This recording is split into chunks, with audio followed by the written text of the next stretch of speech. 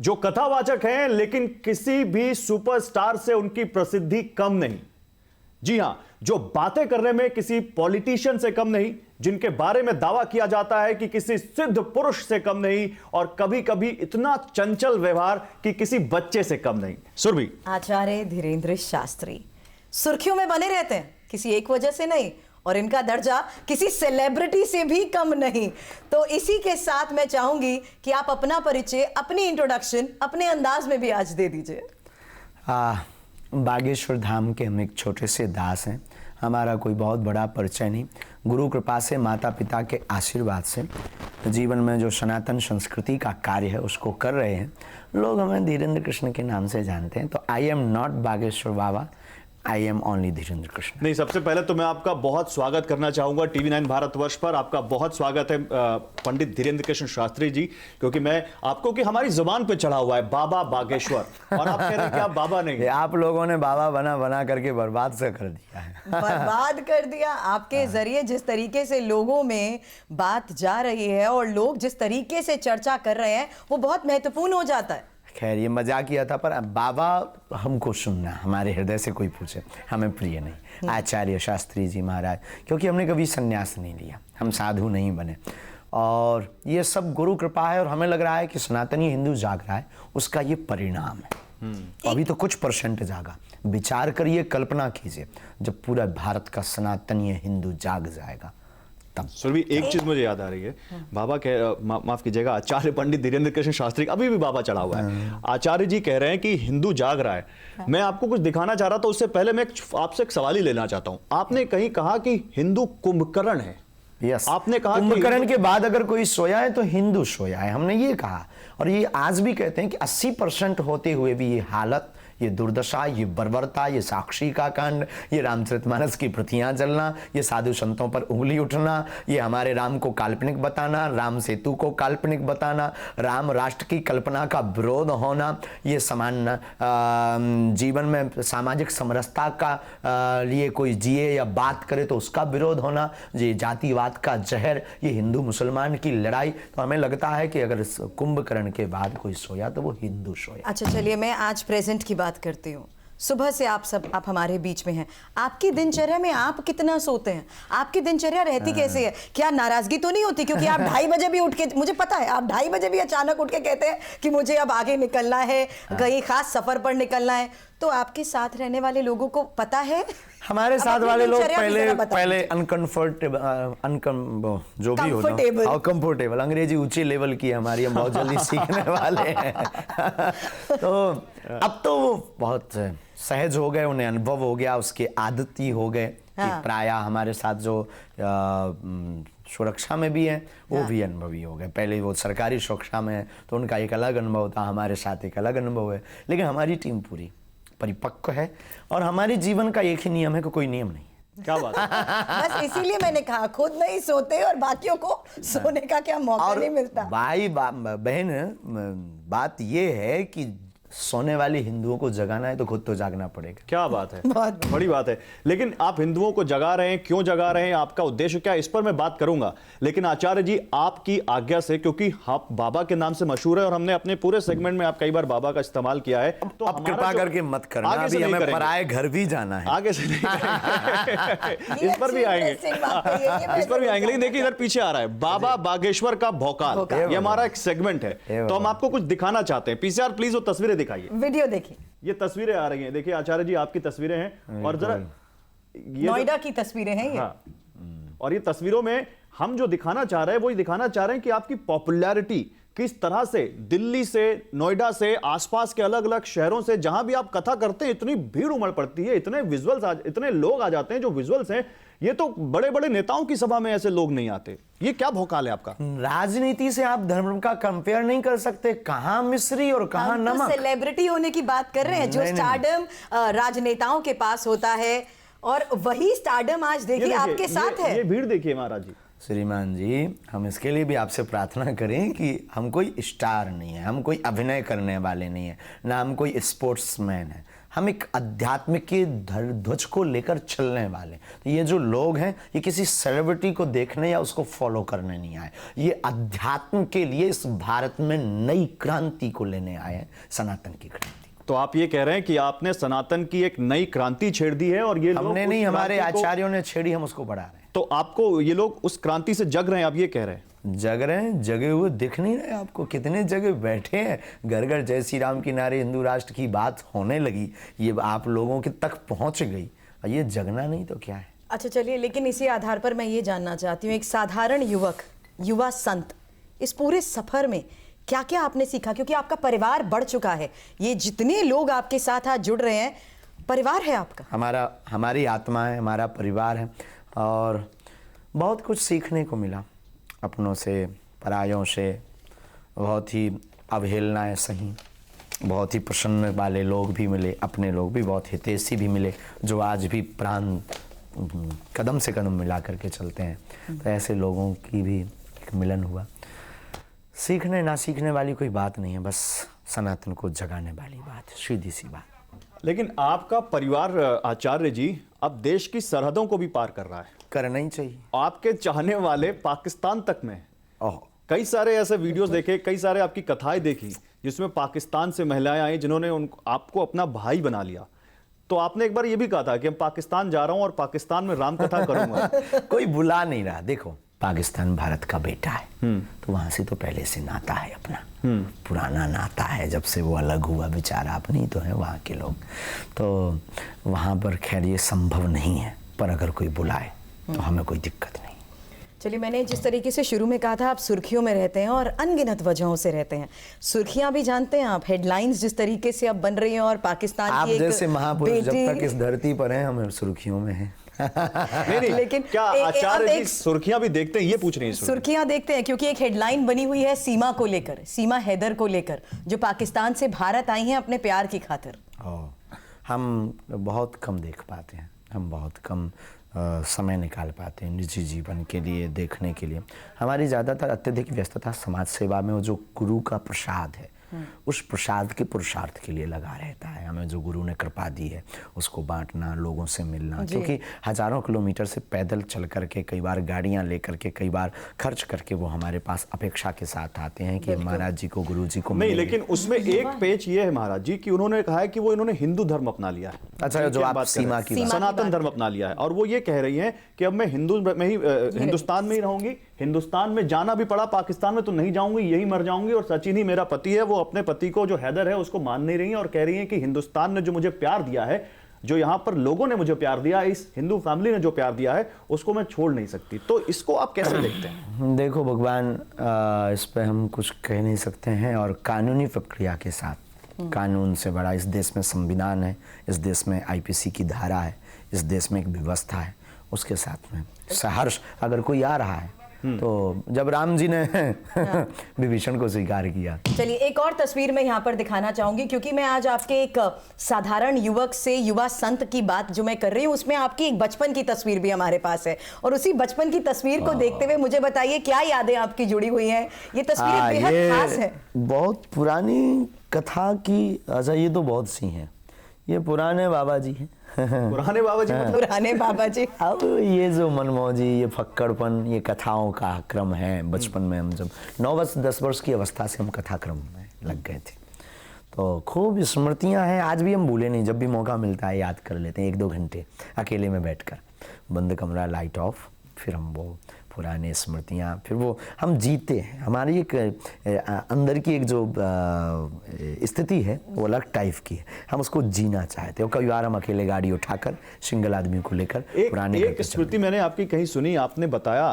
कि आपके जो दादा गुरु थे उन्होंने आपको एक दिन बुलाया रात में, आप शायद आपने जिस अवस्था का जिक्र किया 9-10 साल के थे आप, और फिर आपने उन्होंने आपके साथ कुछ क्रिया की, और फिर वो जो सिद्धि आपको उसी रात में मिली, वो कुछ बताना चाहेंगे आप? घटनी थी। दरअसल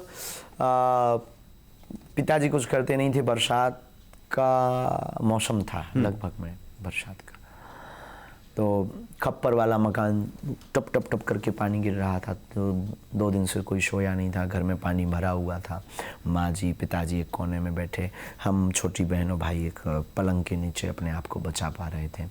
तो हमारे मन में लगा कि दादाजी हमारे बहुत चमत्कारी, और बड़े बड़े एम्बेसडर कार का ज़माना था उस ज़माना, तो एम्बेसडर कार पर बड़े बड़े IPS IAS ऑफिसर उनके पास आते थे। हमने कहा कि हम जाएंगे, कोई भावना लेकर कुछ हमें वो दे देंगे, पैसा धन रुपया या गड़ी हुई संपत्ति बता देंगे तो थोड़ा मकान बन जाएगा। और ये जो घर की स्थिति है, उस दिन शायद चावल की रोटी घर पर थी जब, तो हम अपने दादा गुरुजी के पास में कुछ मांगे, क्योंकि वो तो निर्मोही थे, साधु हो गए थे, उन्हें क्या लेना देना। तो हम दादाजी को कहा कि आप दुनिया का भला करते हो, ऐसी ऐसी बात है, और आज भोजन भी नहीं हुए क्योंकि घर पे कुछ है नहीं। बिल्कुल। तो वो ठहाका लगाकर हंसे। हमने कहा कि धन बता दो, ये बता दो। आपने उनसे धन का पता पूछा? हाँ, बिल्कुल स्पष्ट है जो भी है। बोले रात को आओ। वो घटना घटनी थी, हम रात को गए। उन्होंने कहा स्नान करो। हमने स्नान किया। एक नल था छोटा सा पहाड़ी के नीचे, नल में जाके कमंडल लेकर स्नान किया, गीले वस्त्र ही आए। आज भी हमें याद है। लाइट तो थी नहीं, जंगल, छोटा सा स्थान, बागेश्वर महादेव का छोटा सा स्थान। आप 9-10 साल के थे तब? 9-10 इसी बीच का, एग्जैक्ट तो नहीं, 9-10-11 के बीच। यहाँ उन्होंने हाथ पकड़ा दादाजी ने और ले गए।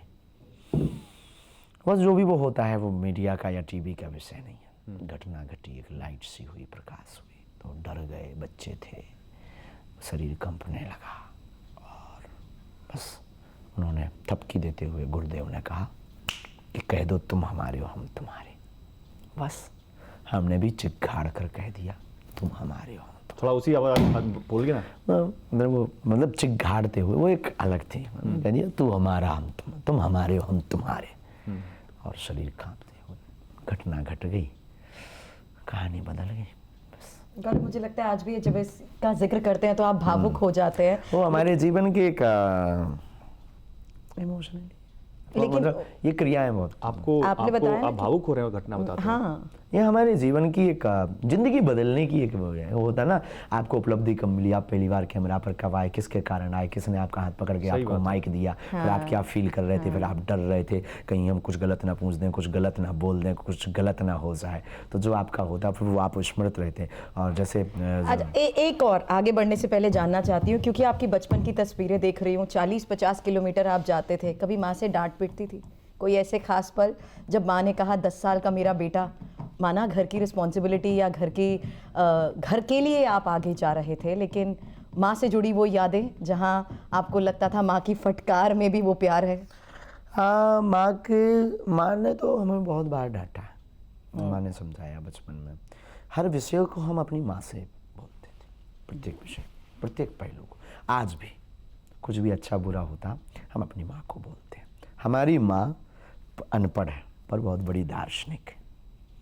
हमें हमारी ऐसी माँ के प्रति अपनी दृष्टि, तो वो हमारी माँ हमको डांटती थी, कई बार हमको समझाती थी ऐसे नहीं करना, ऐसे नहीं करना। तो बहुत सी डांटें हमें याद है।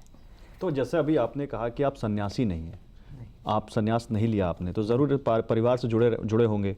अभी आपने जो दादा गुरु की स्मृति बताई और उसमें आप जो भावुक है, मैंने ऐसा फील किया आचार्य जी कि आप कहीं ना कहीं परिवार को क्या मिस कर रहे हैं, याद आती है, या कुछ है ऐसा जो आपको परिवार की बात करने पे भावुक कर देता है? परिवार है, भारत के प्रत्येक लोग हमारा परिवार है। अब तो हम इनको, लेकिन गुरु के प्रति हमारा जो कनेक्शन है बहुत अलग टाइप का है, बहुत अलग लेवल का है। वो दिख रहा है आपकी बातों में। जीवन की शुरुआत गुरु है, हमारे जीवन का मध्य गुरु है। और कभी कभी जब हम एकांत में गए थे, तब हम अपने गुरुदेव से कहते हैं कि हमारा अंत भी आपके चरण है। और धीरेन्द्र को धीरेन्द्र कृष्ण शास्त्री बनाया, तो वो हमारे ग्रैंडफादर दादा गुरु जी। आज अगर माता पिता के पास जाते हैं, सामने होते हैं, तो वो क्या कहते हैं? कुछ नहीं, मुस्कुराते हैं, खूब थपकी लगाते हैं, प्यार देते हैं। पिताजी बहुत भोले हैं हमारे। माँ खाने के लिए कुछ खास बनाती है? हाँ, कड़ी, हाँ हमको पसंद है, वो कभी कड़ी लाती हमारे पिताजी पूजनीय, कभी कुछ कभी कुछ कभी कुछ। मैंने सुना आपको खाने का टाइम नहीं मिलता और आप खाने के शौकीन हैं, चलते फिरते उससे खाते ज़्यादा चाय के शौकीन हैं आप। हाँ, चाय हम बहुत पीते हैं और चलते फिरते हम खाते हैं गाड़ी में, कभी कभी गाड़ी में ही खा लेते हैं, कभी मंच पर चढ़ने वाले होते हैं तो मंच के पीछे ये ग्रीन रूम होता है, उसी में क्या खाते क्या हैं आप? कुछ नहीं, रोटी सब्जी साधारण। आहार पे हमारा बहुत कंट्रोल है। कभी कभी बचपना फूट जाता है तो समोसा फुल्की कभी कभी। चलिए अब एक कुछ खास पहेलियों का मैं रुख करना चाहूंगी, क्योंकि मुझे लगता है इसी के जरिए हम बड़ी इंटरेस्टिंग बातें आपके बारे में जानना चाहेंगे, और इसीलिए इसे हमने नाम दिया है बाबा बागेश्वर का पहेली टेस्ट। अच्छा, कभी टेस्ट सोचते ही पेपर दिमाग में दिया क्या हमने। आता था पेपर करते हुए? पेपर दिया हमने, पेपर दिया, एक मासिक टेस्ट होता था। हाँ, तो रेगुलर तो नहीं दिया, तो पर आज रेडी हैं टेस्ट देने के लिए? होना ही पड़े। चलिए लाते हैं फिर, पहली लाइए पीसीआर जी। देखिए इसमें आपका इसमें पहली जो हम टेस्ट कर रहे हैं, इसमें हम आपका कोई वैसा टेस्ट नहीं कर रहे कि आपको आता है नहीं आता। इसमें बस ये जानना है कि आप इन पहेलियों से हम आपकी बचपन की यादें जोड़ने की कोशिश करते हैं। और इसीलिए पहला जो सवाल है हमारा वो ये है कि देश का, आचार्य धीरेन्द्र कृष्ण शास्त्री बताएं, जो पूरे देश को परिवार बताते हैं, देश का राष्ट्रीय खेल कौन सा है? हॉकी। क्या बात है, आपको खेलना क्या पसंद है? क्रिकेट। अरे हमारे साथ खेलेंगे आप? हाँ, कभी समय मिलेगा तो। कभी समय मिलेगा तो खेलेंगे। क्योंकि अगर अभी कह दिया तो आप बैट बॉल लेके अभी पड़ जाओ। तैयारी है? बिल्कुल तैयारी है। 2 अच्छा, मिनट दीजिए। आपको क्या पसंद था, बैटिंग करना या बॉलिंग करना? हम ऑलराउंडर आदमी हैं। ऑलराउंडर थे। और ऐसा Bowling नहीं भी हो कर- सकता कि खेल के मामले में किसी को अपनी माता से मार ना पीटी हो या डांट ना पीटी हो, क्या आप भी ऐसे थे? हाँ, हमने 2-3 लोगों की आंख में बॉल मारी थी तो पिटे थे। आंख में बॉल मारी थी? आप फास्ट बॉलर थे? नहीं, है तो स्पिन, तो बैट से लग गई थी धोखे से। बस तोड़ तो नहीं देते वो चंचलता भी है आपके अंदर, आपने उस बच्चे को मारा नहीं। बचपना, हमें लगता है कि हमारा बचपन संघर्ष में बीता, और वो बचपना जो फूटना चाहिए था वो फूट नहीं पाया, तो अब कभी कभी फूट जाता है। कंट्रोल बहुत करते हैं।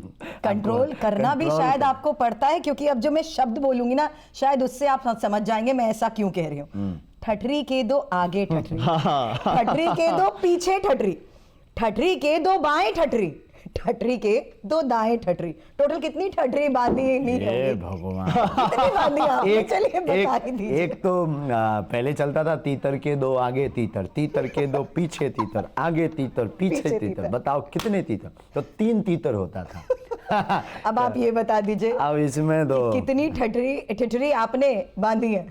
ठीक है, ठठरी के दो आगे आगे। ठठरी, ठठरी के दो पीछे पीछे ठठरी, ठठरी के दो बाएं बाएं ठठरी, और ठठरी के दो, दाएं। ठीक है, 4 3 7 ठठरी। क्या बात है। अच्छा महाराज जी, देखिए एक पहेली और है, और वो पहेली ये है क्योंकि देखिए आप चंद्रयान के बारे में जानते होंगे, नाम सुना है? नाम सुना है? थोड़ा चंद्रयान उतना लॉन्च, हमारा इस पर भारत क्योंकि अंतरिक्ष के मामले में बहुत हाँ, आगे जा ये चुका है। किसी और हमको एक पढ़े लिखे ग्रेजुएट महापुरुष ने इस पर हमसे कुछ देर चर्चा की थी। चर्चा की थी, और भारत शायद चौथा देश बनने जा रहा है। जी जी बिल्कुल, और चंद्रयान। उसका एक मिशन चंद्रयान है जो लॉन्च होने जा रहा है जी। लेकिन मैं आपसे जो पूछना चाह रहा हूं, ये चंद्रयान आपको मिशन पता है ये दूसरा है या तीसरा? ये तीसरा है। क्या बात है, देखा, टेस्ट क्या मैंने बात कभी है? पूछा था, टेस्ट सोचते ही क्या आता है? मतलब आपको सब कुछ पता है। नहीं, थोड़ा थोड़ा पता है। आप सब तो आप इस चंद्रयान के लिए क्योंकि दूसरा टेस्ट आपको पता होगा किसी कारण से सफल नहीं वो हो वहां पाया तक था। पहुंचते पहुंचते असफल हो गया था, जिसमें भारत के प्रधानमंत्री जी भी बैठे हुए थे, जी। और बहुत खर्च हुआ था। फिर वहां पर जाकर के शायद 16 मिनट या इसको कुछ पहले वो उससे कनेक्शन रडार छूट गया था। नहीं तो इस बार चंद्रयान 3 के लिए कोई शुभकामनाएं? और हमारी क्या बालाजी के चरणों से प्रार्थना है, हमारे जी भी लगाएंगे अपनी तरफ से कि इस बार सफल होना चाहिए और भारत चौथा देश हो जाएगा। चलिए एक और सवाल है, क्योंकि धाम का नाम बागेश्वर बालाजी भी है और राजस्थान में भी 2 धाम हैं। आप किसी और धाम गए हैं? हाँ, हम मेदीपुर बालाजी गए, सालासर बालाजी गए, और बहुत से प्रसिद्ध धाम। हाँ, सालासर बालाजी गए, तिरुपति भगवान विष्णु का है, वहाँ भी गए, वो भी बालाजी कहलाते, वहाँ भी गए। हम जाते हैं। अच्छा, अभी आपने क्योंकि संस्कार टीवी का जिक्र किया अपनी बातों में, तो हम ये जानना चाहते हैं कि संस्कार का आपके जीवन में क्या महत्व रहा और कैसे उसने हम आपकी अपने जिंदगी जीवन को में बहुत बदलने में मनमौजी और भूमिका फक्कड़ निभाई? आदमी हैं, इन सब से हम बहुत दूर थे। लेकिन हमारे पास में संस्कार टीवी चैनल के CEO मनोज त्यागी जी आते हैं और हम ऐसे ही सहज बस एक बैठे हुए थे, दरबार चल रहा था, किसी ने परिचय कराया कि संस्कार टीवी पे हम थे, तो बहुत मनमौजी पहले से ही। तो उनसे हमने कहा बताओ क्या पूछना चाहते हो, क्या मांगने आए हो?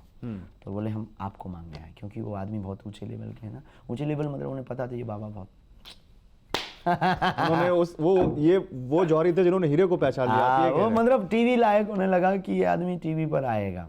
और हमारा भी सपना तो था। आपका सपना था टीवी हाँ, पर आना। मतलब एक बार घटना घटी थी, तब से हम सोच तो रहे थे, लेकिन हमने जिक्र नहीं किया उनका। क्या घटना घटी थी? पड़ोसी ने हमको टीवी देखने से मना कर दिया, भगा दिया। तो हमने उनको कुछ नहीं बोला, बल्कि कहे तो ये भी सकते थे नहीं आएंगे, बड़े आदमी हो गए, बड़े अमीर हो गए। नहीं ऐसा नहीं कहा। बाप शायद वो खूब रोए अकेले में, अवस्था छोटी थी, लेकिन हमने प्रण लिया कि धीरेन्द्र तभी टीवी देखेंगे अपन। ये तो लाइफ चेंजिंग मोमेंट आप बता रहे हैं कि पड़ोसी बिल्कुल। ने आपको टीवी देखने से मना कर दिया और उस दिन आपने प्रण कर लिया कि आप टीवी पर आएंगे। टीवी देखेंगे, पहले लेंगे। पहले तो प्रण ये था कि धीरेन्द्र अब तभी टीवी देखेगा जब अपने बाप की होगी। तो हमने सत्यनारायण वास्ते थे गांव में, छोटी छोटी पूजा करते थे। तो 5 रुपया, 11 रुपया, 15 रुपया लोग दक्षिणा में देते, तो बाकी खर्च माँ को देते थे। 2 या 3 रुपया हम चुपके से जोड़ लेते। 1.5 साल में हमने 3500-3600 रुपया जोड़े। ऐसा आपने कितने साल की और कब इसकी शुरुआत की, कौन सी उम्र में? हमारी बचपन के हम रामचरितमानस शायद 6वीं-7वीं वर्ष में पढ़ने लगे थे। और सत्यनारायण कथा होती है, सत्यनारायण कथा का वाचन हम 10-11 साल में करने लगे थे। तो फिर हमने 3500 रुपये की मैक्स की black and white second hand TV ली। आपकी कथाओं के जरिए ही हर जनरेशन ने आपको सुना है। ये मैं इसलिए कह रही हूँ क्योंकि युवा पीढ़ी अलग अलग सोर्स से खुद को कनेक्ट रखती है, चाहे वो इंटरनेट के लीजिए, मोबाइल के लीजिए, लेकिन जब आपको सुनती हैं तो पहले की कुछ महत्वपूर्ण बातें जो आज की युवा पीढ़ी को नहीं पता लगती हैं। उसमें से एक माध्यम फिल्म भी है, जिसके जरिए लोगों के बीच बड़ा संदेश जाता है। क्योंकि हाल ही में एक फिल्म में ये दिखाया गया कि हनुमान जी को संजीवनी की जानकारी विभीषण की पत्नी ने दी थी। ये मैं इसलिए जिक्र कर रही हूँ, कुछ ये जानकारी शायद आप भी आदि बताइए। पुरुष या जी जी हाँ। जी जी जी। माय डियर सिस्टर, ये कुछ नए दिखाने की तरकीब के कारण उनसे भूल हुई होगी, हमें पता लग रहा है। रामानंद सागर में सुषेण वैद्य ने बताई कि भाई ये ऐसा ऐसा है, अब आप हनुमान जी को संजीवनी बूटी। हमारे ग्रंथ भी यही कहते हैं, महापुरुष भी हमें यही सुनाते हैं, और आचार्यों के मुख से भी हमने यही सुना। तो इन्होंने ये भूल क्यों की, ये इनकी मजबूरी है, पर कुछ नए करने के चक्कर में कई बार व्यक्ति ऐसी भूल कर। जो इस तरीके के गलत तथ्य सामने रखते हैं उनका क्या होना चाहिए? उनका पहले तो सनातन का एक बोर्ड होना चाहिए, सनातन का एक बोर्ड होना चाहिए। आप ये कह रहे हैं कि फिल्मों को मंजूरी देने के लिए सनातन धर्म का एक सेंसर बोर्ड सनातन धर्म का होना या चाहिए, फिर 1-2 व्यक्ति उसमें गुणज्ञ होने चाहिए, उस सेंसर उनकी बोर्ड। राय लेनी चाहिए, उनको पहले दिखवाना वो भी मेंबर चाहिए। होने चाहिए। रामानंद सागर जी ने जब फिल्म बनाई तो पहले हमारे परंपरा के आचार्यों को पहले दिखाया, फिर उससे उन्होंने उसको ठीक ठाक करके फिर प्रस्तुत किया। इसके लिए श्रेष्ठ, इसीलिए तो हम कहते हैं भारत के प्रत्येक व्यक्ति को हमारे धर्म गुरुओं की आवश्यकता है, उनके पास जाकर कुछ प्राप्त करने की। ठीक है, अब जरा यहाँ पर हम हमारा अगला जो सेगमेंट है आचार्य जी, वो है बाबा बागेश्वर ठठरी बांधेंगे क्वेश्चन मार्क। किसकी बांधेंगे ये किसकी ठठरी धर्म बांधेंगे? विरोधियों की, धर्म विरोधियों की। गठरी और ठठरी दोनों जोड़ दो। और जो धर्म विरोधी नहीं होगा, हैं? जो धर्म विरोधी नहीं उसे होगा, गले लगाएंगे। चलिए एक welcome तस्वीर करिए। आपके सामने। या। ये इनकी ठठरी बांधेंगे आप? इनको हम अभी मिले ही नहीं कभी, ही ना इनको उतना जानते हैं। लेकिन इनको जानते तो होंगे कौन नहीं, है? नहीं, ऐसे तो नहीं, ऐसे टीवी मोबाइल पे लोग बताते हैं इनके बारे में। नहीं, अभी आपने धर्म विरोधियों की कहा ठठरी बांधने के लिए। देश में एक मुद्दा अभी समान नागरिक संहिता का बहुत जोर शोर से चल रहा है, और उसमें यह है कि सभी धर्मों के लिए कानून आपको पता होगा, आपको बहुत अच्छे से पता होगा। तो ये उसका विरोध कर रहे हैं, ये कह रहे हैं कि ऐसा नहीं होना चाहिए। पता नहीं, भारतीय मानते नहीं होंगे अपने आप को, ऐसा भी हो सकता है। समान, एक देश एक कानून होना चाहिए। हम किसी पार्टी के पक्षधर नहीं, लेकिन एक बाप की 2 संतानों में दोनों के बंटवारे में मतभेद क्यों? क्वेश्चन क्यों? जब एक ही बाप के दोनों बेटे हैं तो फिर बंटवारा भी एक जैसा होना चाहिए। उसी प्रकार हम जब, आप तुम कहते हो कि हम भारतीय हैं, भारतीय हो, तो फिर कानून एक होना चाहिए। अब तुम्हें अलग लॉ हो, हमारे लिए अलग लॉ हो, तुम 12 हम सिर्फ 2 ही, ये नहीं चलेगा।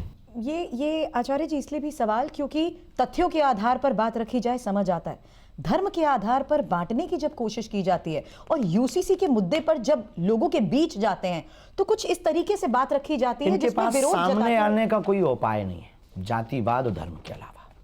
इनके पास सिर्फ 2 ही उपाय हैं कि हम अपने आप को अपनी मजहब बताकर और पूरी दुनिया का ये ध्यान केंद्र खींचने की इनके पास कला है। ये कला है ध्यान खींचने की कि लोग मुझे समझें, हम इस समाज से हैं इसलिए हमको अपेक्षित किया जा रहा है। वही जब खुद पर पड़ती है। नहीं, लेकिन कला की बात कर रहे हैं, कला से तो आपके भी बहुत सारे लोग आजकल सम्मोहित हैं, बहुत आपकी कला, आपको बहुत। हमारी कला कभी ध्यान खींचने की नहीं है, जगाने की। नहीं, तो मैं यही पूछ रहा था आपसे, ये यही अकेले नहीं है जिनका हमने फोटो दिखाई। मुस्लिम पर्सनल लॉ बोर्ड पूरे देश में मुहिम चला रहा है, लोगों को इकट्ठा कर रहा है, आदिवासियों को ला रहा है, और उनका एक तर्क ये है कि संविधान, हमने जब आज़ादी मिली, हमें जब संविधान मिला तो उसमें हमें अपने पर्सनल लॉज मिले। अब भारत विविधताओं वाला देश है, उसको क्यों हम लोग परिस्थितियों में वो दिया गया। भारत के संविधान में 125 बार से ज्यादा संशोधन भी तो हो गया। वो उस वक्त, अच्छा उस वक्त नारा क्या था? रोटी कपड़ा और मकान मांग रहा है हिंदुस्तान। अब क्या ये नारा जरूरी है? नहीं। अब बेरोजगारी मुद्दा है, अब इस राष्ट्र में जल संकट मुद्दा है, अब इस राष्ट्र में सड़कें मुद्दा है, अब इस राष्ट्र में शिक्षा मुद्दा है, अब इस राष्ट्र में स्वास्थ्य मुद्दा है, अब इस राष्ट्र में सामाजिक समरसता मुद्दा है। उस वक्त चल रहा था रोटी कपड़ा और मकान मांग रहा है हिंदुस्तान। तो उस वक्त की परिस्थिति से जो लिखा गया था वो उस वक्त के लिए लिखा गया था। बदलाव बहुत बार हो चुका संविधान में, एक बार इसके लिए भी होना चाहिए समान नागरिक कानून का हमारी तरफ से। समाज और अधिकार जहां तक की हम बात कर रहे हैं उसमें गौरव हम इस बात का जिक्र भी कर रहे थे कि ज्योति मौर्य को लेकर हम आपसे जरूर जानना चाहेंगे क्योंकि ये मामला भी बहुत सुर्खियों में रहा है और इस मामले को लेकर जिस तरीके से तथ्य सामने आए हैं मुझे लगता है इस बारे में जानना भी बिल्कुल। ज्योति मौर्य जो एक सरकारी अधिकारी हैं, उत्तर प्रदेश सरकार में एसडीएम है, उनके ऊपर उनके पति ने आरोप लगा दिया कि हमने इनको खूब पैसा देकर पढ़ाया लिखाया और जब ये कुछ बन गई तो अब ये इनका किसी और से अफेयर हो गया और ये हमें जान से तक से मारना चाहते हैं। ये वो लगा रहे हैं आरोप कि हमने पढ़ाया अपने पैसे से और हमें छोड़। बारीकी से जांच होनी चाहिए। ऐसे कई प्रकार के इस देश में हो भी रही होगी, सरकार काम कर भी रही होगी।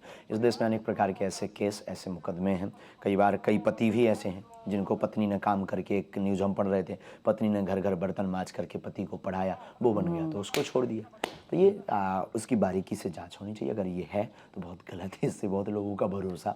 हमें तो जो मिले हैं 2-3 लोग, हमने कहा और सुना, बोले गुरुजी आपकी बहू पढ़ रही थी, कोचिंग हमने वापस बुला लिया। क्योंकि परिवार से जुड़ा मामला था। नाम उन्होंने दिया तो परिवार ना टूटे ना बिखरे, इसके लिए इसका शीघ्र अतिशीघ्र जल्दी निर्णय होना चाहिए। नहीं, अगर ज्योति मौर्य आपके दरबार में आए, आलोक मौर्य आपके दरबार में आए तो आप क्या सलाह देंगे उनको? पहले आना तो चाहिए उन्हें, पहले आए, फिर इसके बाद में हम अपने गुरु से प्रेरणा लेंगे। हम अपनी निजी कोई सलाह नहीं देंगे, गुरु आज्ञा की जो हमारे पास सिद्धि है वो हमें जो प्रेरणा देगी वो सलाह नहीं। बाबा बागेश्वर की ये फोटो गैलरी, ये हमारा अगला सेगमेंट होने वाला है और इसमें क्या खास है ये भी हम आपको अब दिखा देते हैं, बता देते हैं, क्योंकि इस फोटो गैलरी के जरिए भी बड़ी रोचक जानकारियां यहाँ पर हम हासिल करना चाहते हैं। इस तस्वीर को देखकर क्या याद आता है? ये हमारे पूज्य गुरुदेव, हमारे जीवन आधार मंत्र दीक्षा गुरु धर्म चक्रवर्ती पद्म विभूषण रामानंदाचार्य पूज्य जगत गुरु तुलसी पीठाधीश्वर सरकार है। और ये भारत के विद्युत्ता में और प्रत्यक्ष चमत्कार, जो 2 लोग हमसे पूछते चमत्कार क्या है, पहले हमारे गुरुदेव को देख लीजिए, गुरुदेव से मिल लीजिएगा, वो गठरी और ठटरी दोनों बांध देंगे विद्युत्ता में। तो प्रथम चमत्कार भारत का, और ऐसे महापुरुष, अद्वितीय महापुरुष न हुए भूतो न भविष्यति, न ऐसे हो सकते। एक तस्वीर और दिखाते हैं आपको, एक तस्वीर और दिखाइए। ये हमारे जीवन के प्रारंभ, मध्य और अंत, ये हमारे साधना गुरु, हमारे दादाजी हैं, सगे दादाजी हैं, पिताजी के पिताजी हैं। आपसे ही हमने वो जो कृपा पाई है, दरबार की, आशीर्वाद की, लोगों को मार्गदर्शन की, समाधान देने की, और जो हो जाता, जो कह दिया जाता वो हो जाता, इन्हीं की कृपा से। ये आपके दादा गुरु जी हैं और इन्होंने ही आपको इस लायक बनाया। इस लायक बनाया, नालायक से लायक बनाया। एक और तस्वीर इस संसार में लाने का श्रेय इस संसार के हमारे भगवान, प्रत्यक्ष भगवान, धरती के पूजनीय पिताजी और हमारी माँ। चलिए, यहाँ एक और खास सेगमेंट की मैं शुरुआत करना चाहती हूँ, क्योंकि अभी तो हमने बाबा बागेश्वर की फोटो गैलरी दिखाई है, लेकिन अब मैं चाहूंगी जरा अगला सेगमेंट आप ये पढ़ें। बाबा बागेश्वर एक, विवाद अनेक। आप विवादों में भी काफी रहते हैं। लोग बना देते हैं, आप जैसे महापुरुषों की कृपा बरस रही। हमारा कोई विवाद से नाता नहीं है। लोगों को जिनको दिक्कत है हमारे कार्यों से, जिनके मिशन फेल हो रहे हैं, जिनकी योजनाएं फेल हो रहे हैं, जो कन्वर्जन पर काम कर रहे हैं वो फेल हो रहे हैं, लव जिहाद पर काम कर रहे हैं, उनकी ठटरी गठरी बंध रही है। हम सनातनी हिंदू एकता की जो जातिवाद की रोटियां सेक रहे, पॉइजन फैला रहे हैं। ठीक। चलिए, यहाँ पर ये कहा था ना, बाबा बागेश्वर एक विवाद अनेक। जिस तरीके से आप अपने विरोधियों को भी कह दीजिए या जो आप पर सवाल उठाते हैं उनको बाउंसर देते हैं ना, उसी लिहाज पर आगे चर्चा करना चाहूंगी। बाबा बागेश्वर को बाउंसर, चलिए इसमें खास क्या रहने वाला है? इसमें पहली गेंद फेंकने की कोशिश करते हैं। ओवर तो आपको पता ही होगा 6 गेंदों का होता है। हाँ जी, आप तैयारी भी करने लग गए बाउंसर से बचने की। आपने बाउंसर कहा ना, तो उसको खेलने के लिए ना मजबूती चाहिए। अच्छा, खेल देखते हैं, क्रिकेट देखते हैं। अरे खेलते हैं। खेलते तो हैं, लेकिन आप Player है। क्रिकेट देखते हैं? देखते हैं। चलिए, मैं इसीलिए पूछ रही हूँ कभी। क्योंकि अब 15 तारीख को भारत पाकिस्तान का मैच है। वाह, ठीक है, आपके हिसाब से कौन जीतेगा? बाप बाप होता है। नहीं, कभी कभी बेटा भी जीत जाता है, हैं? कभी कभी बेटा भी जीत नहीं जाता नहीं, है। बाप उसकी आत्मसंतुष्टि के लिए फेंक देते हैं। बाबा जिस अंदाज में, या ये कह लें कि ये पहले ही अगर पहली गेंद में ये याद दिला दें कि बाप बाप होता है, तो फिर मैं किस लिहाज से पूछूं कि मैन ऑफ द मैच कौन होगा? बाबर आजम या विराट कोहली? बाप बाप होता है, और बाप बाप की तरफ से जो प्रतिनिधित्व करेगा वही तो लेगा। नहीं, कौन आपकी तरफ से? आप विराट कोहली और बाबर आजम दोनों को खेलते देखते होंगे, पसंद कौन है आपको? भारत रघुवर का देश है, बाबर का नहीं। वाह, तो आप कह रहे हैं कि विराट कोहली बनेंगे मैन ऑफ द मैच? आगे और बहुत आप नाम नहीं ले रहे? नहीं, हमने कहा ना भारत रघुवर का देश है, बाबर का नहीं। 2024 की बात करते हैं। 14 तो बीत गया, 2024 की बात करते हैं, क्योंकि आप कहते हैं कि आपका मंच राजनीतिक मंच नहीं है, लेकिन आपके बयानों का बड़ा राजनीतिक मतलब निकाला जाता है, जिसका आपको दुख है। देखो, साधु की भाषा ऐसी होनी चाहिए कि सबके लिए लाभकारी होनी चाहिए। हमारा तो सनातन वाले भी लेते, बिजनेसमैन किसी भी खास लेते। पार्टी को फायदा तो नहीं पहुंच जाएगा उसमें? बिल्कुल नहीं पहुंचेगा। जो पार्टी राम की बात और सनातन की बात और हनुमान जी बागेश्वर को मानेगी वो फायदा ले। तो फिर मैं सवाल सीधा पूछ लेता हूं आपसे। लगाओ बाउंसर। नरेंद्र मोदी, राहुल गांधी या फिर केजरीवाल 2024 में बाबा बागेश्वर बनवाएंगे किसकी सरकार? इसके लिए कि तो आपको आना चाहिए, अर्जी लगानी चाहिए। योगी आदित्यनाथ या हेमंत बिस्वा, आपके हिसाब से हिंदुत्व का फायर ब्रांड नेता कौन? हिंदुत्व का राजनीतिक बाहर में दोनों अपनी अपनी जगह ठीक होंगे। राजनीतिक बाहर में, राजनीतिक दृष्टिकोण में नहीं कह, लेकिन हम हेमंत दाग को मिले, विश्व शर्मा जी को असम कामाख्या माँ के दर्शन करने गए थे।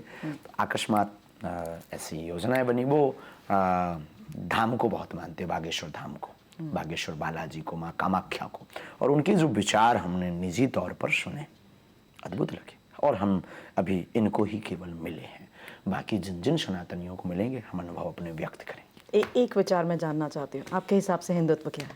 ये तुलनात्मक वाली बात नहीं कह सकते हैं। दोनों अपनी अपनी जगह अच्छी बाउंसर डाल सकते हैं। और आप बाउंसर बहुत सेफली बच भी बहुत सकते अच्छे हैं। से, बहुत अच्छा, एक बाउंसर और। अच्छे खिलाड़ी। फिल्में देखते हैं आप? लास्ट में द कश्मीर फिल्म फाइल्स हमने देखी है। द कश्मीर फाइल्स आपने देखी? Yes. तो मैं यही सवाल पूछ लेता हूं, अगर आपके सामने आदि पुरुष हो और द कश्मीर फाइल्स हो, तो आप कौन सी फिल्म देखना पसंद करेंगे? वैसे तो राम की बात पर ज़्यादा हमें राम जी को देखना प्रिय है, लेकिन राष्ट्र के लिए हम बहुत ज़्यादा समर्पित हैं, तो पहले कश्मीर फिल्म फाइल्स देख लेंगे। आदि पुरुष क्यों नहीं देखना चाहेंगे आप? अभी हमने उसके बारे में समझा ही नहीं। देखना क्यों नहीं चाहेंगे? बाद में सुना है कि सुधार के बाद फिर से उन्होंने रिलीज की है, और सुधार के बाद अगर राम की भक्ति उससे जगती है तो देखेंगे। क्योंकि आज आपने इजाजत दी है गेंद फेंकने की, तो 5वीं गेंद फेंकना चाहूंगी यहाँ पर, और सिर्फ इतना जानना चाहती हूँ, जहां अगर हम फंस जाएं, बोल्ड आउट होते दिखें तो आप बताइएगा, उंगली जरूर कहाँ? नहीं, जनता अंपायर है, वो तय कर देगी आप आउट हो रहे हैं कि छक्के लगा रहे हैं। लेकिन आप गौरव लोगों के तो उस चेहरे अनुभव के से बोल ही एक्शन चुके। बता देती। नहीं नहीं, आप तो खैर मन की बात पढ़ लेते हैं, चेहरा क्या है? चलिए, एक दर्शन का अगर वर प्राप्त हो तो किसके दर्शन करेंगे? कौन दे रहा श्री है ये राम बर? या पहले हनुमान? बर कौन दे रहा है? ये तो अब आप ही बताइए। ये हाइपोथेटिकल क्वेश्चन जरूर है, लेकिन मैंने उस आधार पर सवाल किया कि मैं ये जानना चाहती हूँ कि अगर ये वर प्राप्त हो जाए तो किसके दर्शन करना पहले चाहेंगे? उत्तर हमारा श्री सुनिए, राम शायद या या हनुमान? हनुमान। ठीक है, अब पहले हमारा उत्तर सुनिए। हम दर्शन के आकांक्षी नहीं, हमको तड़प में बहुत मजा आता है। बहुत बड़ी बात कह दी आपने। हम बहुत ही दूसरी दृष्टि से जीते हैं। हम कभी कभी अकेले में बैठते तो अपने बालाजी से प्रार्थना करते कि तुम दिख मत जाना, दिख जाएंगे तो ये ललक चली जाएगी। जिस प्रकार एक प्रेमिका से मिलने के लिए जब प्रेमी घर से बाहर निकलता है, मिलने के बीच की रास्ता का उसके जो अंदर के अनुभव होते हैं ना, बहुत अद्भुत होते हैं। उसके वो जो जीवन का अनुभव वो बहुत अद्भुत होता है, लेकिन मिलने के बाद वो अनुभव पस्त पड़ जाते हैं। लेकिन मिलने के पहले का और घर से बाहर निकलने का जो अनुभव है, हम उस रस में जीना चाहते हैं। इसलिए हम पहली बात तो दर्शन के आकांक्षी नहीं है। सेकंड, अगर आप कहो कि नहीं आपको बाउंसर तो खेलनी पड़ेगी, इसको डॉट नहीं कर सकते, तो प्रभु श्री राम में ही सब कुछ है। राम द्वारे तुम रखवारे, राम जी के दर्शन मांगेंगे तो दरवाजे पे हमारे भाई साहब भी मिल जाएंगे। क्या बात है। अगला जन्म, वैसे तो किसी को नहीं मालूम क्या होगा क्या नहीं होगा, लेकिन अगले जन्म में बाबा बागेश्वर आप आचार्य पंडित धीरेन्द्र कृष्ण शास्त्री बाबा बागेश्वरी बनना चाहेंगे या कुछ और अगले जन्म में? जन्म जन्म तक हम बागेश्वर धाम के सेवक बनना चाहेंगे, हर जन्म तक। इन्हीं माता पिता गुरु की छत्र छाया में जन्म मिले तो भारत सा वतन मिले और बागेश्वर हनुमान की शरण मिले। चलिए, आपने थोड़ी देर पहले एक शब्द का जिक्र किया था कि आपकी वो ललक, आप इसीलिए दर्शन जिस लिहाज से बात कर रहे थे, प्रेमिका की बात की थी। 27 साल की उम्र हो चुकी है, माँ के साथ बात होती है, जीवन साथी को लेकर चर्चा की जाती है? कभी बहुत बार चर्चा होती है। माँ क्योंकि गृहस्थ जीवन में आना चाहिए, कोई बड़ी बात। कुछ लोगों ने यात्रा वात्रा भी निकाली थी आपसे शादी करने के लिए, ये सब के बारे में हमें चलिए ठीक है। अच्छा, एक आखिरी सवाल आपसे, क्योंकि मंदिरों का जिक्र हो रहा है। अभी एक बहुत मंदिरों को लेकर विवाद हुआ ड्रेस कोड को लेकर, कि मंदिरों में युवाओं को छोटे कपड़े पहनकर नहीं जाने चाहिए। फिर एक संगठन आया जिसने कहा, और आप ही के पास के पंडित प्रदीप मिश्रा जी, उन्होंने कहा कि ये सनातन के खिलाफ साजिश है, युवाओं को मंदिरों से सनातन से दूर करने की साजिश है। आपकी क्या राय है इस पर? देखिए, पाश्चात्य देखो, धोती कुर्ता हमारी भारतीय संस्कृति का प्राचीन परिधान है। मंदिरों में फुहड़ता ना हो, इसके लिए हमें अपनी भारतीय संस्कृति के प्रचार को पूरी दुनिया तक पहुंचाने के लिए कम से कम एक दर तो ऐसा छोड़ देना चाहिए जहां फुहड़ता से बाहर निकालकर अपने मूल परिधान में आ जाएं। दूसरी बात, मजबूरी अगर है तो ठीक है, मजबूरी नहीं है तो क्या जरूरी है कम वस्त्र पहनना? तो जो लोग आजकल मंदिरों में रील्स बना रहे हैं, वहां पर सोशल मीडिया पोस्ट कर रहे हैं, भगवान मंदिर प्रदर्शन का विषय नहीं है, वहां दर्शन का विषय है ना। क्या बात है, आपने बड़ी बेहतरीन कुछ भी हो गौरव, लेकिन जिस मुखर अंदाज में और जिस तरीके से ये अपनी बात रखते हैं ना, यही वजह है कि मैं बार बार ये कहती हूँ कि सुर्खियों में ये छाए रहते हैं। और आज हमारी जो हेडलाइंस थी और जिस तरीके से ये बाउंस फेंके गए हैं, उसका भी बड़े अच्छे अंदाज में आपने मैच विनिंग पारी की है। बहुत यूनिक था। और ये हमारे इस बार में मतलब हाँ, ऐसा तो अभी प्रयोग नहीं हुआ है। मतलब आपको टीवी9 के इंटरव्यू में मजा आया? यस, टीवी9 भारतवर्ष का एक हमने धाम पर भी किया था। बहुत बड़ा कार्यक्रम, पहाड़ के नीचे वाला, और बहुत अच्छा हुआ। तो वो भी एक यूनिक था कि हमारे साथ आपके 4 एंकर थे, 4 या 5 एंकर थे, और हम अति व्यस्त भी थे उस वक्त। उसकी जो अद्भुत थी वो भी हमें बहुत अच्छा लगा। लेकिन वो बाउंस फेंकने का मौका मिला, मैं तो फील्ड पर चाहती थी। चलिए, अगली बार आपसे वादा है कि हमारे साथ क्रिकेट फील्ड पर क्रिकेट जरूर खेलेंगे। अवश्य चलेंगे। आप बाउंसर की तैयारी रखिएगा, हम बैटिंग बना करके आएंगे। बिल्कुल बिल्कुल। और इसी वादे के साथ बहुत बहुत शुक्रिया, आभार आपका, आपने अपना कीमती वक्त हमें दिया। तो पंडित धीरेन्द्र कृष्ण शास्त्री बागेश्वर धाम के आचार्य हमारे साथ जुड़े, बड़ी साफगोई से उन्होंने हमारी बाउंसर्स खेली, पहेलियों के जवाब दिए और तमाम जो सुर्खियां हैं उन पर अपनी राय व्यक्त की। आप सभी हमारे साथ जुड़े, शुक्रिया। शुक्रिया। धन्यवाद। जय श्री राम।